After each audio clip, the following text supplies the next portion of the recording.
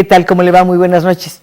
Le advierto que aquí en nuestro estudio del Canal 11 todo está listo para que comencemos nuestra conversación de los viernes.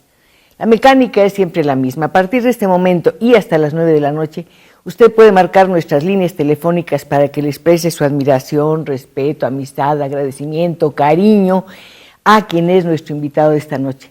Se trata de Luis Ángel Silva. Claro, es Melón, mucho más conocido como Melón. Además, a él prefiere que se le llame así y no por su nombre. Es más, supongo que cuando alguien le dice por su nombre ni siquiera voltea, pero si se le dice Melón, enseguida se incorpora a la conversación. Quiero decirle que se trata, por si usted no lo recuerda bien o si lo sabe, pues qué bueno reiterarlo, de un intérprete que a lo largo de 60 años ha demostrado su profesionalismo, su amor por la música y los dones que lo han convertido en el marqués de la salsa y la rumba y, por supuesto, en el rey indiscutible del son.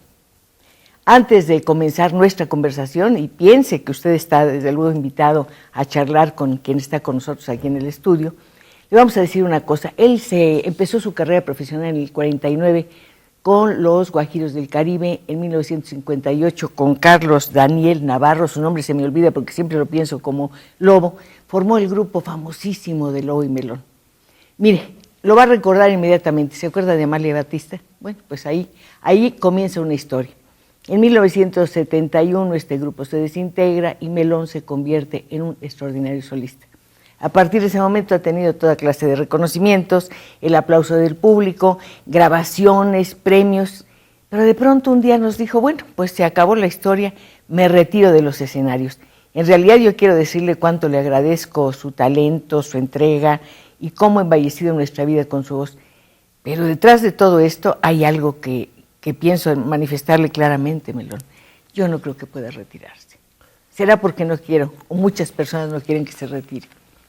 Pues antes que nada, permítame agradecerle la invitación. No, para mí es un placer. Muchas gracias. Cristina de todas las Cristinas. Muchas gracias. Y me voy porque no quiero que me vayan. No quiero que el público me empiece a decir que ya no puedo, entonces prefiero adelantarme a esa situación. Un hombre con la voz que usted tiene y el profesionalismo que posee, la experiencia sobre todo, ¿en qué podría fallar? Usted no pretende ser un galán de la pantalla, ni mucho menos, simplemente es un sonero de corazón. Por supuesto que sí, es el amor que yo le tengo al son cubano, se ha visto reflejado a través de 60 años, pero ya le digo, quiero adelantarme a esa situación. A mí me gustaría que el público que lo ha oído, que lo ha visto en teatros, que lo ha visto en muchos escenarios, que lo ha oído en radio, lo ha visto en televisión, por supuesto, diera su opinión. ¿Ustedes piensan que una persona como Melón puede estar lejos del son? Además, yo creo que el son es el centro de su vida. Es sonero por donde quiera que se le vea. Absolutamente, completamente, sí. Realmente el son ha sido mi vida. Todo lo material lo he obtenido a base de cantar son cubano.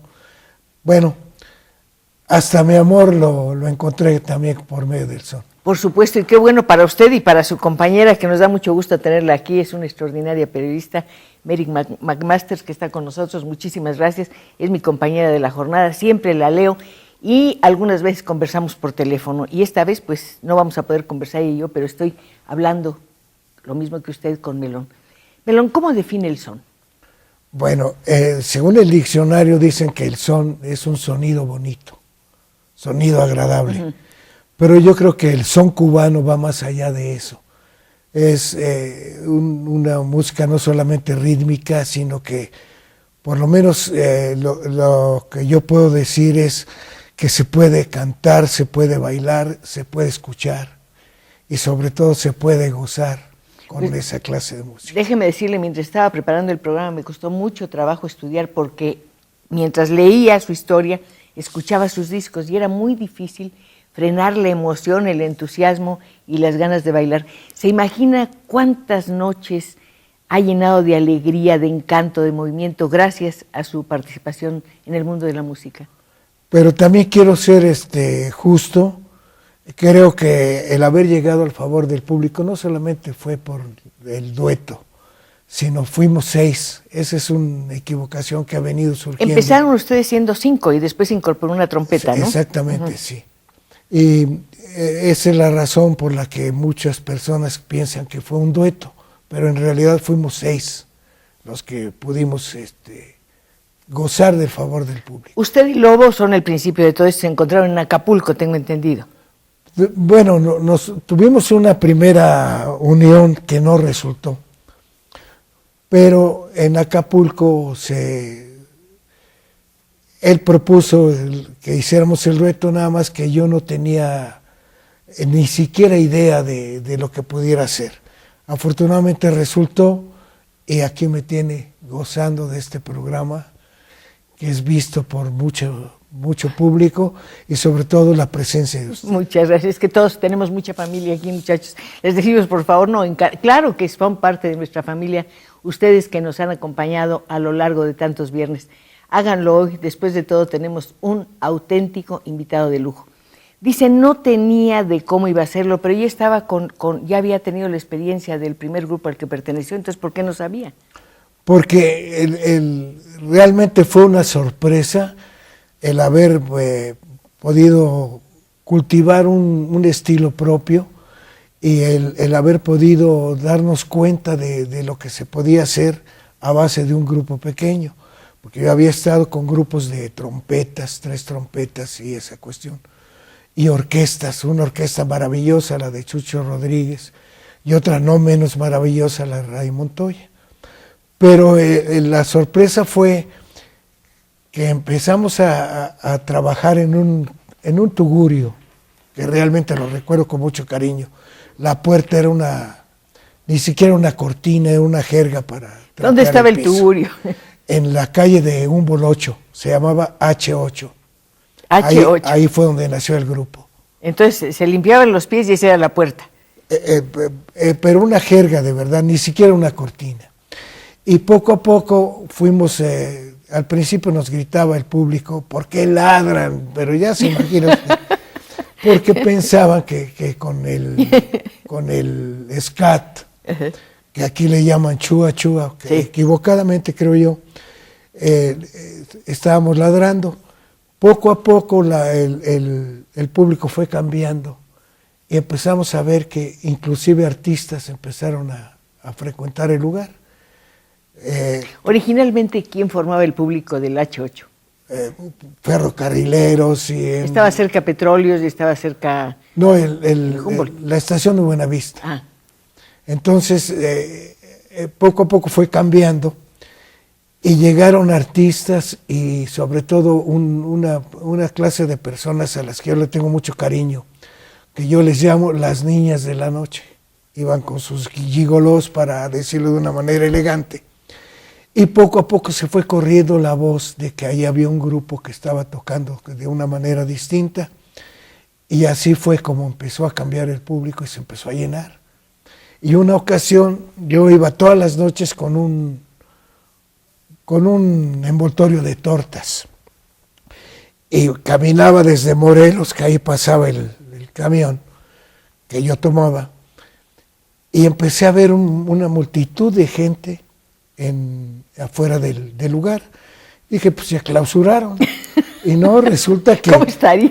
Era público ya, entre ellas iba Eva Garza, Fabricio y la hija de Eva Garza, que no recuerdo el nombre.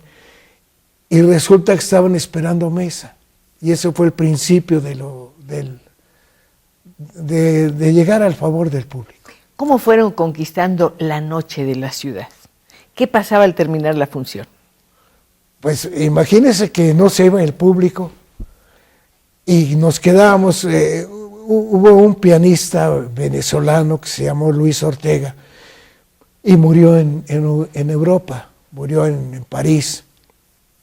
Entonces llegó un extraordinario ejecutante de piano dentro del son, porque puede haber pianistas con mayor técnica,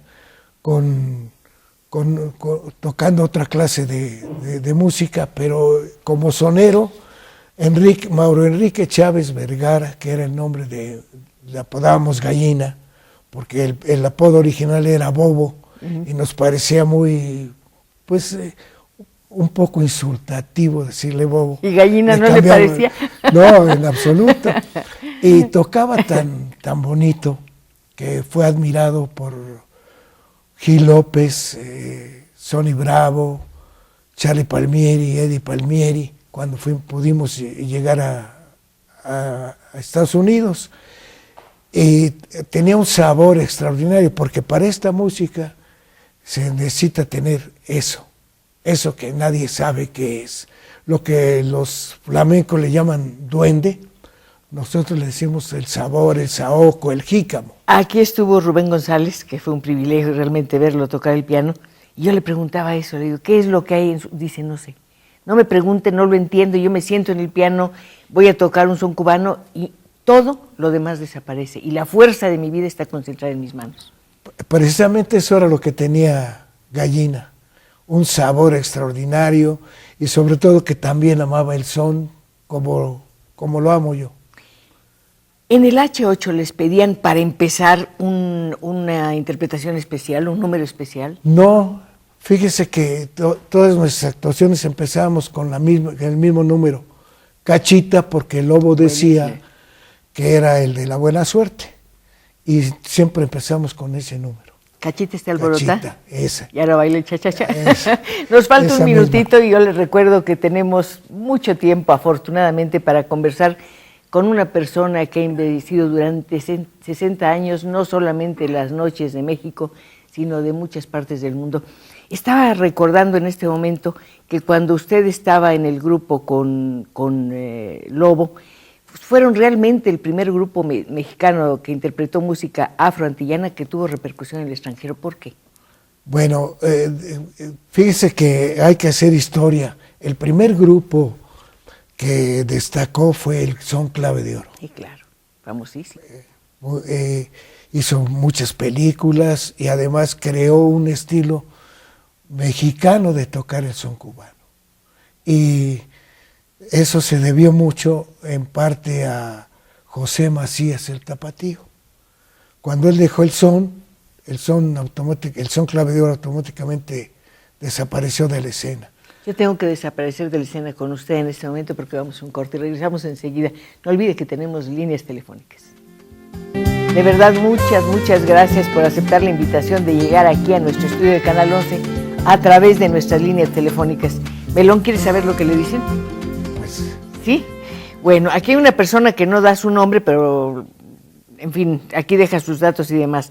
Dice, felicidades a la señora Pacheco por tan excelente programa.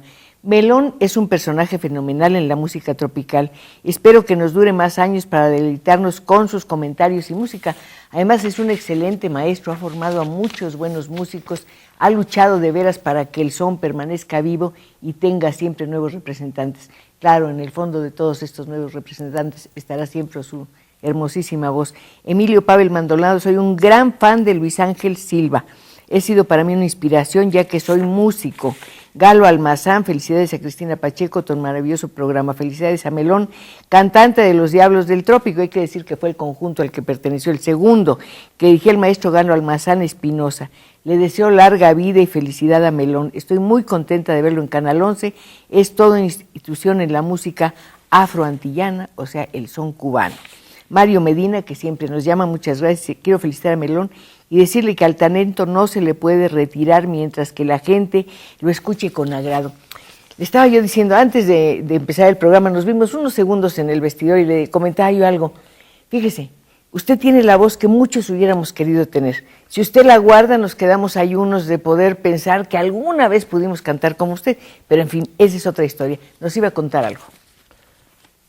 Algo acerca de la proyección de aquel grupo. ¿Por qué? Decía usted que, por ejemplo, el Son Clave de Oro había tenido una repercusión extraordinaria.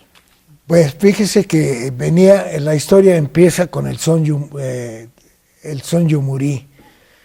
Creo que es el grupo, si no estoy equivocado, que hizo Agustín Lara. Pero antes hubo Marabú, ¿no? Perdón. Marabú. Son Marabú. Entonces, cuando se dejaron de trabajar con ese nombre, se formó el Son Clave de Oro y lo dirigía Cházaro, que fue esposo de Toña la Negra, y posteriormente lo tomó José Macías el Tapatío, que fue el que realmente lo elevó a la cuarta potencia. Y este grupo filmó varias películas, grabó en RCA Víctor y sobre todo, ya le digo, creó una escuela mexicana de tocar el son cubano. Es muy curioso lo que ha pasado con el son cubano. Por ejemplo, pienso en el danzón. El danzón mexicano es muy especial. Suena muy especial, yo lo siento así, no sé si estoy equivocada. Bueno, realmente... Tiene algo que lo distingue del cubano. Totalmente, porque no, lo que se toca aquí, digan lo que digan, no es danzón. Hay una parte que se llama cinquillo, que las danzoneras de México, inclusive a Serina, no lo han respetado. Dicen los que saben que sin cinquillo no hay danzón. ¿En qué consiste el cinquillo? Instrúyanos. Se toca de esta manera: pam, pam, pam, pam, pam, pam, pam, pam, pam, pam, pam, pam, pam. Ya está bailando. Pam, pam.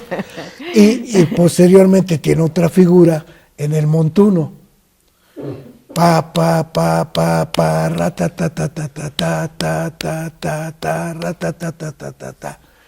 Y no puede ser danzón mexicano, danzón a la mexicana, sí. Eso sí, a eso me refería, a la mexicana, lo dije mal. Porque mexicana. hay un danzón veracruzano, a la veracruzana. Hay un danzón también de Yucatán, concretamente creo de Mérida, no sé si estoy equivocado. Y hay un danzón de la ciudad, que es como más seco. Pero usted es el que sabe, sáqueme de dudas. No, pero el danzón es cubano, entonces hay que respetar. Es lo mismo que el son.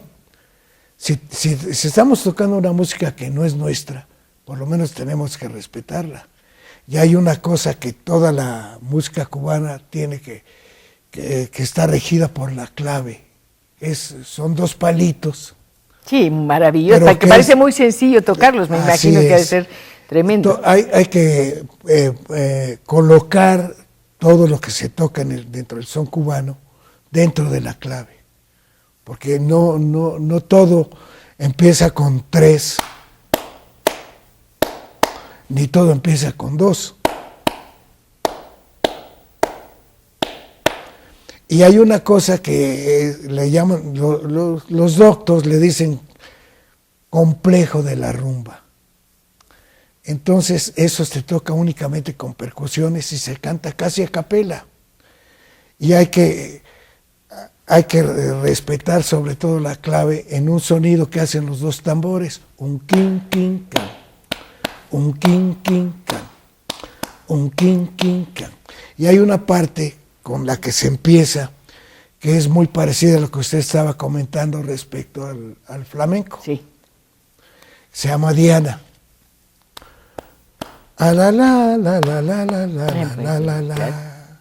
Es para poner el tono y porque como no hay un instrumento, ni piano, ni guitarra, ni 3, porque no se llama tresillo, se llama 3, como tampoco se llama marimbol, se llama marímbula. Hay muchas confusiones, ni tampoco se llama pregonar, se llama inspirar. Entonces el pregón es nada más en el son pregón, que puede ser el manicero, el caramelero, todo lo que implica estar anunciando un producto. Pero eso hay que improvisarlo respecto al tema. La improvisación, importante, la improvisación en el son cubano. Eso es primordial y es una cosa que muchos no pueden, les cuesta mucho trabajo, pero ha habido grandes improvisadores. Por ejemplo, sin duda el más conocido, Benny Moré, pero hubo otro La voz también de oro de Cuba, maravilloso. con esa clase de calidad, Cheo Marchetti. Fue un gran, que Machito, otro grande, decía que era el papá de la criatura. Entonces, ese es precisamente lo bonito, lo hermoso del son cubano, cuando se puede improvisar. Pero para improvisar hay que saber, y hay que tener una serie de conocimientos que tienen que ver con la literatura, evidentemente, o si no, muy buen oído. Va todo de acuerdo, pero generalmente hay que improvisar sobre el tema, porque si usted está cantando La Vaca Lechera, no puede decir mamacita de mi vida. Tengo una vaca lechera, no es una vaca cualquiera. ¿Me da leche condensada? Ay, qué vaca tan salada. Entonces todo eso que acaba usted de decir se puede improvisar. Se puede hablar de la leche, de los cuernos, del toro, del amor de la vaca, O sea, tiene que improvisarse sobre el tema original. Ese es. Ahí tocó usted, puso el dedo en la llaga. Hablábamos de la improvisación por una razón. Bueno, tengo que decirles que soy poseedora de esta colección de discos de oro, Lobo y Melón, pero a mí me llamó mucho la atención el disco número 1, donde está La Sitiera, si no mal recuerdo, y aquí de pronto aparece Melón invitando a un amigo a tomarse un trago y dice, tómese otro trago, yo voy a pagar, lo estoy diciendo muy mal, pero se lo estoy contando, porque voy a hacer algo que a lo mejor a usted no le importa, y es que le voy a contar mi vida. Y me enteré de su vida mucho más a través de esta improvisación, que no sé si fue tal, si fue una improvisación o está... Hay de todo, porque no puede decirse que yo sea el inventor del hilo negro, pero sí estoy contando... Pero el texto de usted. Estoy contando mi vida. Todo eso que improvisé ahí es mi vida. Pero la primera parte... Dice, amigo, bebo otra copa. Exacto. Que este cantor convida. Eso ya lo hicieron otros y yo se lo aprendí a Cheo Marchetti. Cheo Marchetti estuvo aquí en México y una vez le pedí que me enseñara todas sus décimas y cuartetas y me dijo que no, que mejor me enseñaba la forma, que ya me había enseñado un sonero mexicano, Julio del Razo. La forma de empezar a improvisar. Se tienen que repetir las dos primeras líneas de la cuarteta, si no, no cae uno cuadrado al coro.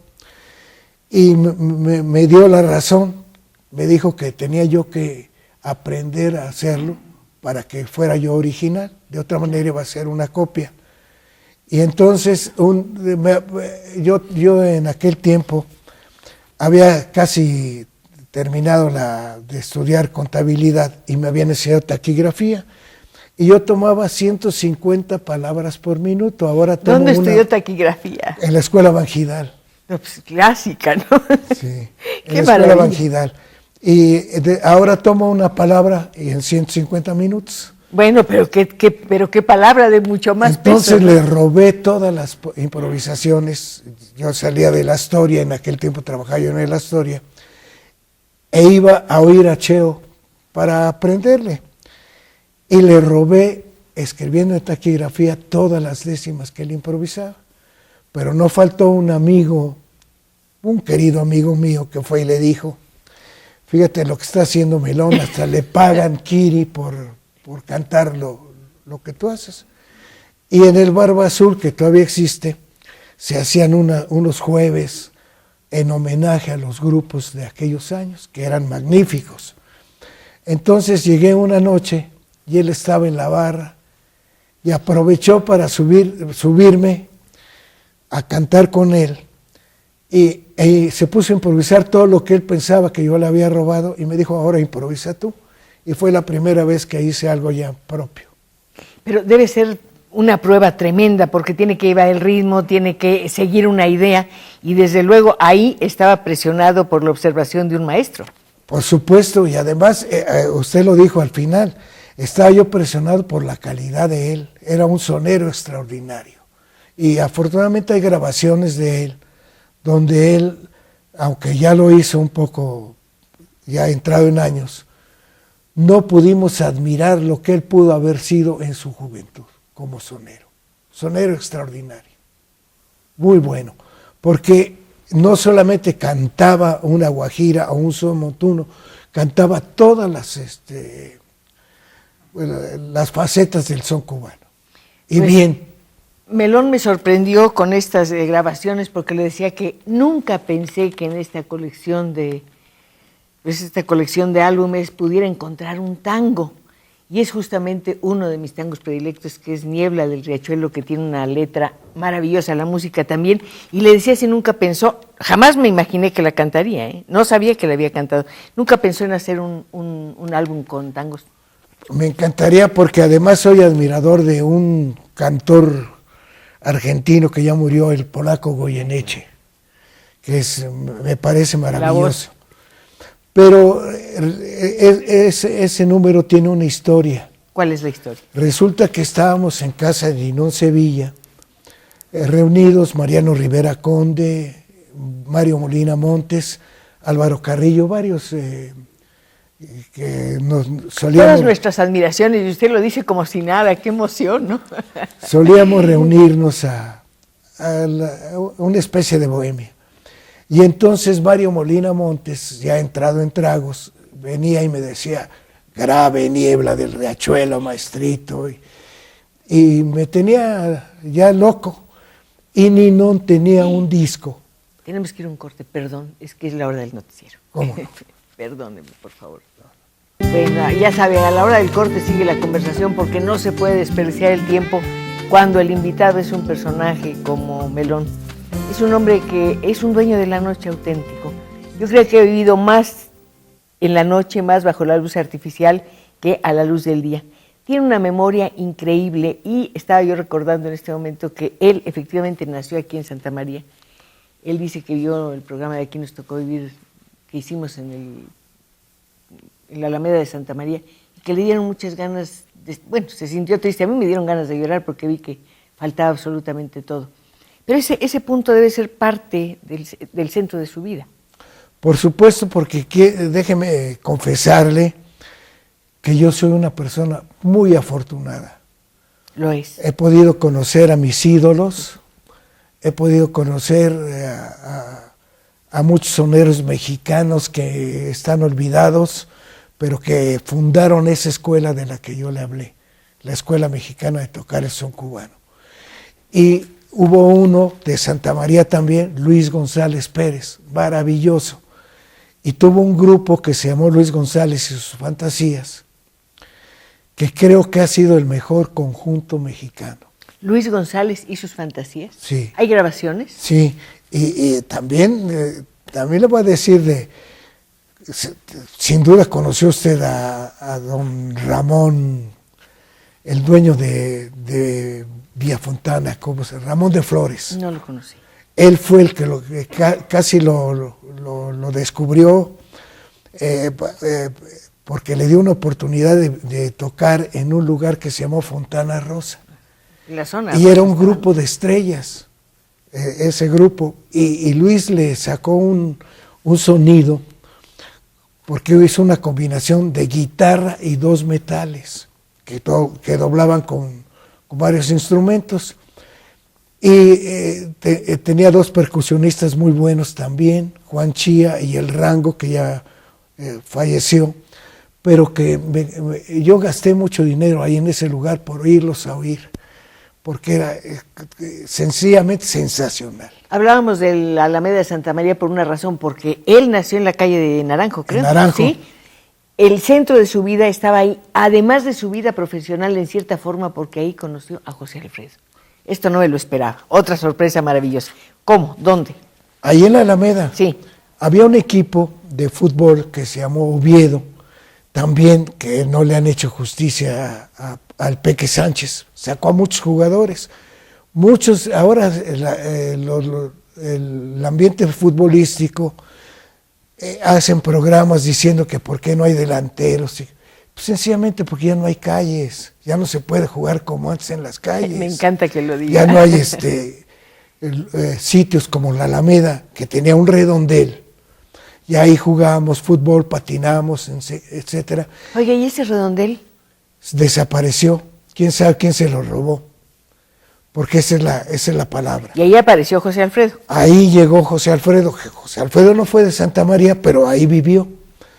Y hay un señor que se llama Genaro Sierra, que es el dueño de la peluquería París, donde yo todavía me voy a cortar el cabello, que fue con José Alfredo a la primaria. Estuvieron en la escuela Enrique Rodó, que ahora es un teatro, que ya desapareció, y después fue la calle de la Agrarista. Y José Alfredo hizo unas canciones respecto es decir, con la música del corrido de Monterrey y con la música de Jalisco, no te rajes. Y la cuarteta que me acuerdo de que le hizo al himno del Oviedo decía: su portero es valiente y certero, su par de defensas son siempre dos leones, su línea de medios qué trabajadores y cómo carburan esos delanteros. Y la otra decía, desde el Cerro de la Villa diviso la Alameda cuando empieza a anochecer. ¿Cómo le parece que Carbura Melón, además es un experto en fútbol, y debido al fútbol y debido al son, no pudo cumplir los sueños de su padre, que era haberlo convertido en un muy serio contador público? Y de su papá es de quien quiero hablar, de su papá y su oficio de peluquero, maravilloso. Me dice usted que la peluquería todavía existe. Ahí existe en Ciprés 148, se llama Peluquería Madrid. Y él se la vendió, yo creo que al propietario que la tiene ahora. Usted tenía un problema, al parecer, según lo cuenta aquí en esa improvisación que vemos en la sitiera, su mamá parece que no estaba muy de acuerdo con que usted se dedicara a la música. Le dio consejos de que dejara eso, que iba a tener problemas, etcétera. Bueno, es que en aquellos años se tenía la idea de que todos los que nos dedicamos a algo relacionado con la música íbamos a salir viciosos, alcohólicos, etcétera, ¿no? Y ella tenía miedo, pero después estaba muy contenta con lo que yo había logrado. Y ella cantaba muy bonito. ¿Cómo se llamaba su mamá? María de la Paz. ¿Qué cantaba su mamá? Cantaba tangos, pasos dobles, a capela, porque en aquellos años, si no teníamos para muchas cosas, hubo alguien que dijo que nadie tiene derecho a tener lo superfluo, careciendo de lo estricto. No había lavadora, entonces ella lavaba la ropa en lavadero y cantaba, o también cuando cocinaba, cantaba tangos, cantaba pasodobles. ¿Qué tangos cantaba? Pues cantaba aquello había una cosa que se me grabó que se llama Margot. Desde lejos se tembró capelandruja bacanada, que naciste en los umbrales de un convento de arrabal. El convento en Argentina es la vecindad de aquí. Conventillo. El conventillo. Y eso se me quedó grabado. Y pasos dobles, pues todo lo que de libertad, de ¿cómo se llama? Imperio Argentina. Maravillosa, sí. Maravillosa mujer. Ese mundo está, no sé, cifrado de alguna manera en el aparato de radio.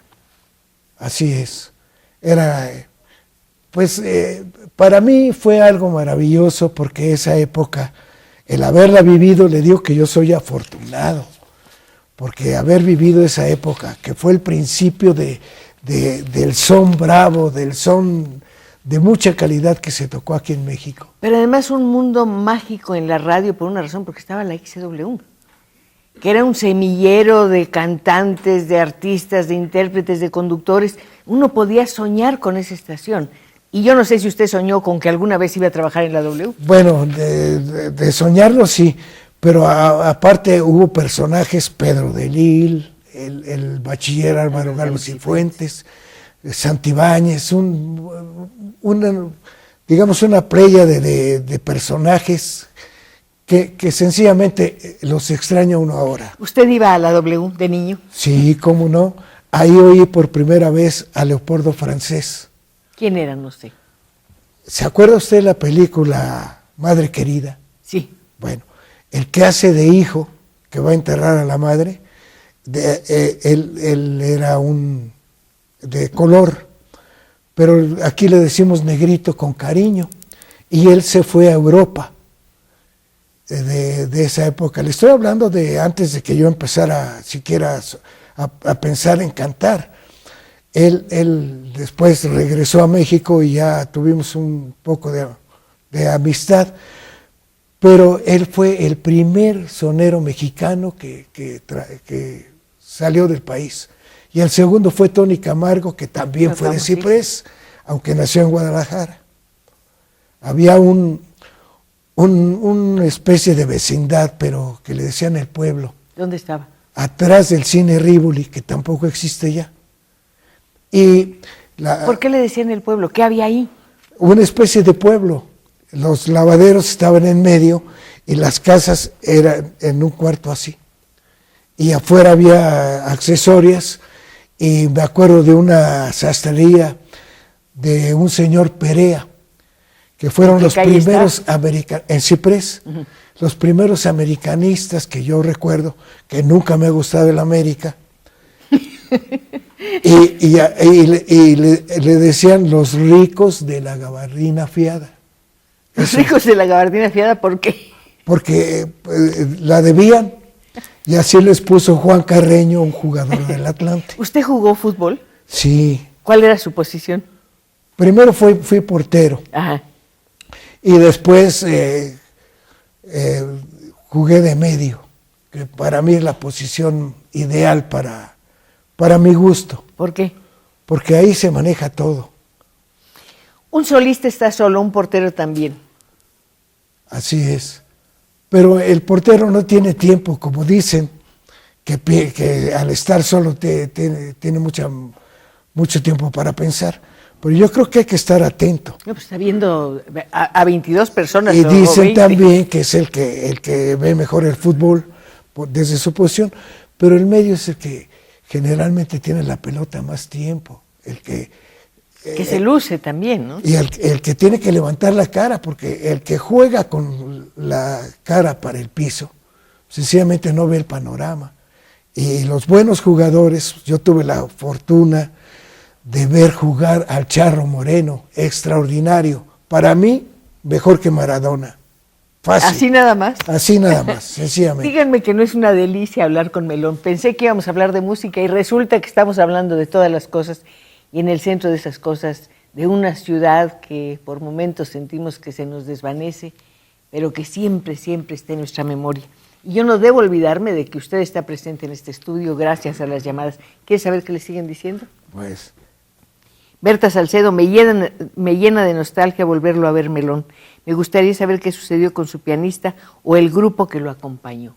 pues casi siempre, es decir, casi todos ya en paz espanten. En paz espante. Sí. José Luis Segura, quiero saber dónde nació el señor Melón y cuándo fue su época de oro en la música. Pues yo pienso que época de oro nunca tuve, pero como le dije, fui muy afortunado porque tuve la oportunidad de alternar con Tito Puente, con Machito, con Tito Rodríguez, con Benny Moré también. Le hice coro a Benny Moré para una película, como le hice coro también a Tony Camargo, que es... ¿Cómo era Benny Moré? Tremendo, dice. Bueno, mire, con eso va usted a dar cuenta cómo era. En su juicio, ni siquiera como decimos aquí, ni me pelaba. Pero cuando tenía tragos y lo pelaban en el póker, porque en dominó era pareja de Memo Salamanca, y eran, bueno, no les podían ganar. Pero cuando no tenía dinero, que lo pelaban en el póker, me iba a buscar a donde yo trabajaba. ¿Dónde trabajaba? En el Astoria. Y el dueño del Astorio era un señor extraordinario, Hans Faber, alemán. Y entonces, cuando llegaba Benny Moré, pues lógicamente yo tenía que pagar los tragos. E iba yo a ver al señor Faber y le decía, llegó Benny Moré, ¿en cuánto me da la botella? Y me decía, 8 pesos y los refrescos que quieras, pero si lo haces cantar, lo que quieran, cena y todo. Entonces yo iba midiendo a Benny Moré, y cuando ya lo veía, porque además quiero darle crédito a los Guajiros del Caribe, fue un grupo extraordinario. Estoy viendo a alguien, no es Benny Moré, es una mano que me dice corte. Ojalá que fuera Benny Moré. No, pues en efecto hay que cubrir toda la cancha. Estábamos hablando de música, estábamos hablando de la Santa María y aquí en el corte estábamos hablando de tangos que nos gustan tanto. Qué bueno que lo podemos compartir. Oiga, hay muchas llamadas. Yo necesito que usted sepa lo que le dicen antes de que se nos vaya, porque va a volver, ¿verdad? Sí. Tenemos que hablar de un montón de cosas. Victoria Castro Martínez dice, quiero felicitar a Cristina por su invitado y comentarle a Melón que me gustó mucho su música, aunque no soy de su época. José Luis Hernández, este es un programa sensacional, un saludo al maestro Melón. Patricia Hernández, soy admiradora del son cubano, me encanta y esta gran sorpresa de volver a ver a Melón, un saludo. Bernardo Rivera, felicidades a la señora Pacheco por su programa y por el excelente invitado. El maestro Melón, lo conocí en una entrevista y aporté mi trabajo para Disco Tumbao. Un abrazo a Melón. El señor se llama Bernardo Rivera. Otra persona que no da su nombre, quiero felicitar a mi amigo Luis Ángel Silva de parte de Humberto Urbano. Uy, qué gusto, ¿no? Humberto Urbano, hacía mucho el pintor, ¿se acuerda usted? Bueno, le voy a pedir un favor, ya a estas alturas me llegó el Alka-Seltzer, así que no me pida buena memoria. ¿Es Alka-Seltzer o Alzheimer? Para que vea. Violeta González, el invitado de hoy es un gran ser humano muy especial, ojalá inviten más músicos de esa calidad, pues ya sabe que aquí siempre invitamos a las personas que tienen muchas cosas que decirnos, que nos enseñan a vivir, que nos enseñan a entendernos y que nos enseñan a identificarnos con un país, con una cultura que esté abierto a todas partes, pero que tenga una columna vertebral, y es un estilo. Pues yo, ¿qué podría decirle? De verdad, estoy tan encantado platicando con usted que no sé ni qué decir, de veras. Pues díganos cómo eran las noches de México que lamentablemente hemos perdido.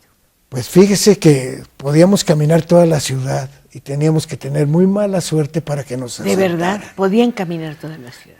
Y la gente era, digamos, más amable. Ahora como que estamos siempre temerosos de algo. Pero le vuelvo a insistir en que soy un afortunado porque ese México que yo conocí, ese México que viví, me lo voy a llevar aquí.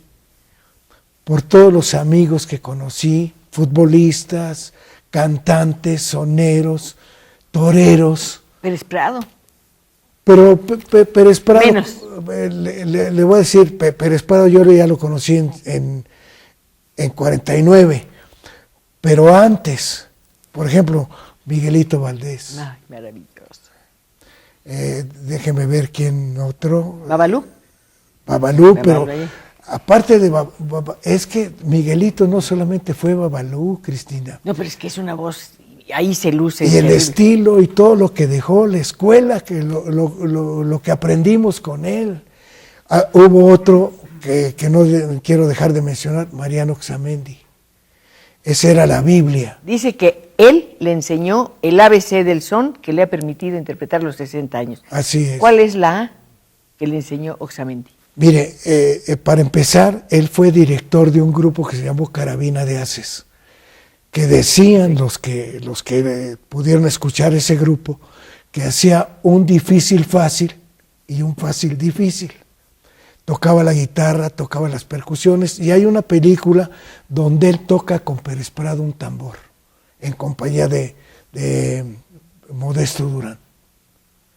Es tanta la historia que yo le podría platicar, bueno... Ahorita que hizo así, que parecía que estaba percutiendo un instrumento, pensé en la cerina.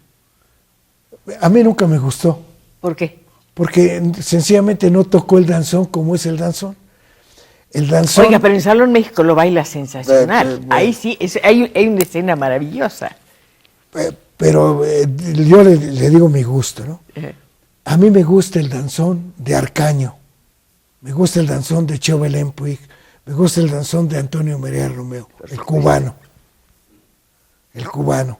Yo alterné varias veces con la cerina y me salía yo del salón para no oírlo. Le soy sincero, soy directo y grosero si usted quiere. Me encanta. Pero a mí nunca me gustó. Hablábamos de la ciudad perdida que se queda con usted y que se queda con muchas otras personas. ¿Cuál es la calle de sus sueños en esta ciudad, donde pasan todas las cosas de su vida? Las que vivió aquí y las que no vivió aquí. Pues todas las de Santa María, todas las de Santa María.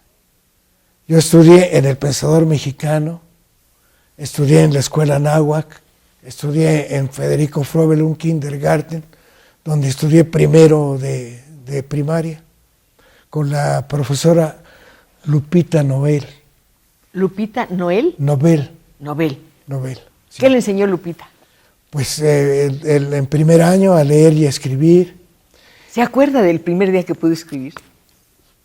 Pues eso sí, no, pero me ha servido mucho. Y hubo un maestro, José Trinidad Rodríguez, que fue el que me sacó el canto.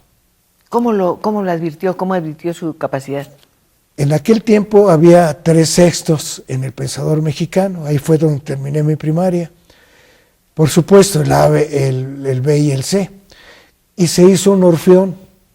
Y entonces él me oyó cantar y me llevó con un maestro para ponerle las 3 cuerdas al orfeón. Entonces había el A era la primera voz, el B la segunda voz y el C la tercera voz. Y ahí fue donde él se fijó y me dijo que yo podría cantar, pero nunca se imaginó que lo que me jalara fuera el son cubano. ¿Pero qué cantó ahí en ese orfeón? Una cosa que se llama Mi Ranchito. Que está en uno de los... No. ¿No es este ranchito? No, porque allí hay un ranchito. Pero es otro ranchito. Este es otro ranchito, sí. Bueno. Es el que ¿Cómo era el suyo? ¿Cómo era el de entonces? Pedacito de patria que fuiste, fiel testigo de mi juventud, hasta ahí me acuerdo. Y también cantábamos otras cosas. Y hubo otra maestra que nos enseñó, y quiéreme Jesucita, y quiéreme por favor. Pero él fue el que sacó, me puso a pensar que a lo mejor podía yo cantar. A lo mejor, ¿verdad? Sí, porque... Y lo ha demostrado a lo largo de 60 años. Me hizo un favor porque, mire, que trabajen las máquinas, ¿yo cómo voy a trabajar? Entonces, cantar para mí no es trabajo. No, debe ser una cosa muy placentera. Estaba pensando ahora que venía para acá y que estaba recordando que usted dice que se va a retirar y demás. ¿Qué va a hacer con su voz? ¿La va a guardar? ¿Se va a convertir en silencio? ¿Qué va a pasar? No, pues voy a cantar bajo la regadera. Sí, pero ahí no lo podemos oír. Pero mire, es precisamente por eso que me voy. Porque no quiero que llegue un momento que usted me diga, ya no cantas como antes. A los edificios el tiempo les hace una obra benéfica, marca los años y es maravilloso. ¿No pasa lo mismo con los rostros o con la voz? También se cuartea, el edificio también se cuartea. También pero no se queda. Se me puede cuartear la voz también. Tengo miedo a eso, no. Cristina, no, usted créamelo. tiene todo el derecho del mundo a elegir su camino, lo hizo con mucho valor, se arriesgó a una vida difícil, porque no debe ser nada fácil ese mundo de competencia, ese mundo de tantos cambios, tantos viajes, tantos movimientos, y de pronto sentir que está en ninguna parte. Pero ahora fíjese que también voy a arriesgarme, como usted lo acaba de decir, pero escribiendo. Me habló usted de qué sentía yo cuando la primera vez que escribí. Qué bueno que me enseñaron a escribir. Pero es una emoción muy grande poner el nombre de uno, por ejemplo. La fecha. Usted me puede indicar más cosas sobre no, eso. Yo no. Sí, no sé yo la leo. No. Cada domingo yo la leo. Sin rencor, ¿verdad? Sí. Pero realmente ya le digo yo, lo que estoy tratando es de escribir un libro sobre el son cubano en México, eso sería muy desde que yo empecé. ¿Qué quiere decir esto? ¿Cuánto tiempo nos queda? ¿Podemos todavía permitirnos la lectura de algunas llamadas? Porque de veras todas son muy generosas, muy encantadoras, muy cálidas hacia nuestro invitado de esta noche. Mario Ramírez, saludos a Melón, gracias por querer mucho al puerto de Veracruz. Felicidades a Cristina Pacheco de parte de Chico Andrade. ¿Usted lo conoce? Sí, cómo no. ¿Quién es Chico Andrade? Chico Andrade es un sonero que ahora está en Veracruz, qué maravilla. Al cual me encontré en Cuba. Pudimos saludarnos en Cuba. Creo que él va cada año a Cuba. Hay una persona que tampoco da su nombre, pero aquí da sus datos. Me gustaría que el señor Melón le mande un saludo a Ambrosio Novoa y su hija Noelia. Con muchísimo gusto. Que es compañera de su esposa del periódico La Jornada. ¡Ay, qué bueno! Fantástico. Georgina David, ¿de dónde puedo conseguir los discos y cuánto cuesta? Pues yo creo que se pueden conseguir, son sensacionales, pero si los compra, olvídese de trabajar, ¿eh? No sabe el trabajo que me costó. Es que era cada disco, ganas de bailar y uno se pone alegre cuando oye esa música. Muchas gracias, Cristina. Un son lleno de vida, de originalidad y con un acento muy especial. En todo caso, el acento de un hombre lleno de dones y de inteligencia. Por supuesto, una extraordinaria memoria. Cuando escriba el libro acerca del son, hablará de muchas personas que han formado parte de su vida. Va a ser muy interesante para usted retroceder a esos personajes y también retroceder en su propia historia. Claro que sí. Ahí nombró usted a Galo Almazán. Creo que alguien escribió citando a Galo Almazán. Aquí le damos todas sus llamadas cuando se vaya por esta ocasión. Hoy lo vamos a tener que despedir porque el tiempo se terminó, pero vamos a hacernos el propósito de que otra vez muy pronto vuelva a visitarnos. Melón, este músico fabuloso, un auténtico rey del son. Muchísimas gracias. Gracias a usted, Buenas Cristina, noches. de todas las Gracias Cristinas. por acompañarnos. Muchísimas gracias. Buenas noches y ya saben, nos vemos el próximo viernes para seguir conversando. Hasta entonces.